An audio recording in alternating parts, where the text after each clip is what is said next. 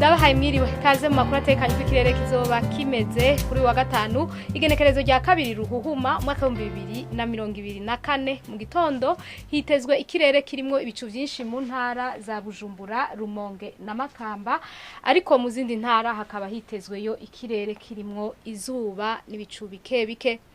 Ahazoba hakanye kurusha handi ni mu ntara za Kayanza, Ngozi, Gitega hamwe na Mwaro, abipimo bizoba biri kuri dogere Celsius 14. Ku muhingamo hitezwe imvura mu ntara zose z'igihugu cacu. Ahazoranga ubushuhe kurusha handi ni mu ntara ya Cibitoke, abipimo bizoba biri kuri dogere Celsius 30. Ejo izuba rizoseruka igihe c'isaha 12:08 zo mu gitondo rirenge igihe c'isaha 12:23 zo ku mugoroba. Amakuru atekanye ikirere agarukiye ngaha mwateguye n'ikigo ca Ijebu kijejwe ivy'ibirere nayo Nadia Dayizenje yabashikirije mwakoze kuyakurikira.